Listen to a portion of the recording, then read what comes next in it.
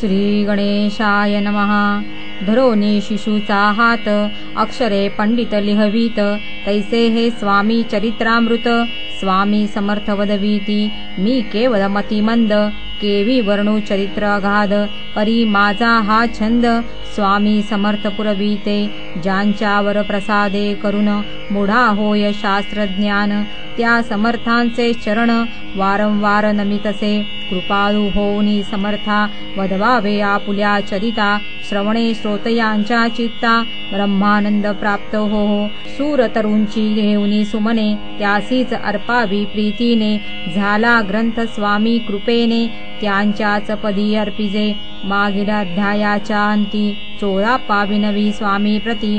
कृपा करोनी मजवरती, बडोद्यासी चलावे। भाषण ऐसे ऐकोनी, समर्थ बोलती हसोनी। मल्हार रावा चियामनी, आम्हा विषयी भावनसे। म्हणोनी तयाच्या नगरात, आम्हा जाणे नव्हे उचित। अक्कलकोट नगरात, आम्हा राहणे आवडे। ऐसी ऐकोनी आवाणी, चोळाप्पा खिन्न झाला मनी। त्याने सत्वर येवोनी, तात्याप्रती सांगितले। ऐसा यत्न व्यर्थ गेला, तात्या मनी चिंतावला। आपण आलो ज्या कार्याला, तेन जाय सिद्धीसी। परी पहावा यत्न करोनी, ऐसा विचार केला मनी। मग काय केले तात्यानी, अनुष्ठान आरंभिले। ऐसे नाना उपाय केले, परी ते सर्व व्यर्थ गेले। कार्य सिद्धीस न गेले, खिन्न झाले मुख त्यांचे। भक्ती नाही अंतरी, दांभिक साधनांते करी। तयांते स्वामी नरहरी, प्रसन्न कैसे होतील।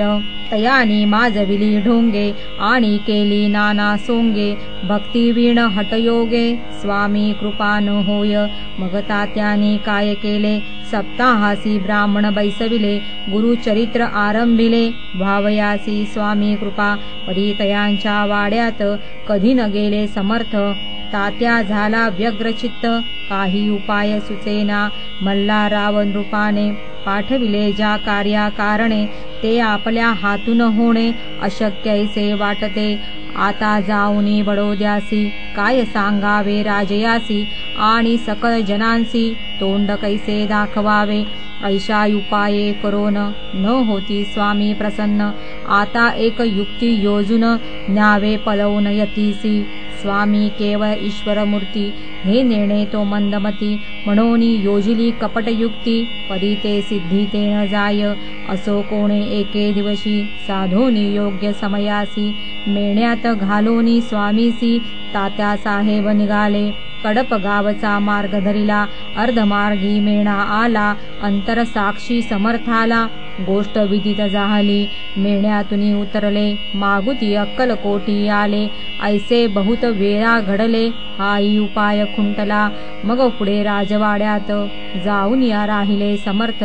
तेव्हा उपाय खुंटत, टेकिले हात तात्याने। या प्रकारे यत्न केले, परी तितुके व्यर्थ गेले।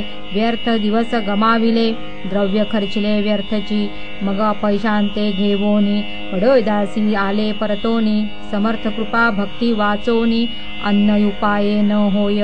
परी मल्हारराव नृपती, प्रयत्न आरंभित पुढती। सर्वत्रांसी विचारिती, कोण जातो स्वामीकडे। तेव्हा मराठा उमराव, यशवंत तयाचे नाव। नृपकार्याची धरुनी हाव, आपण पुढे जाहाला। स्वामी कारणे वस्त्रे भूषणे, धन आणि अमोल रत्ने। देऊनी त्या जवळी नृपाने, आज्ञा दिधली जावया। तो येवोनी अक्कलकोटी, घेतली समर्थांची भेटी। वस्त्रे अलंकार सुवर्ण ताटी, स्वामी पुढे ठेवित। ती पाहुनी समर्थाला, तेव्हा अनिवार्य क्रोध आला। यशवंता पाहुनी डोळा, काय तेव्हा बोलले। अरे बेडी आणोनी, सत्वर ठोका याचे चरणी। ऐसे त्रिवार मोठ्यानी, समर्थ क्रोधे बोलले। क्रोधमुद्रा पाहोनी, यशवंतराव भ्याला मनी। पळाले तोंडचे पाणी, लटपटा कापू लागला। मग थोड्याच दिवशी, आज्ञा आली यशवंतासी। सत्वर यावे बडोद्यासी, तेथील कार्यासी सोडोनी। साहेबा विष प्रयोग केला, मल्हाररावावरी आळ आला।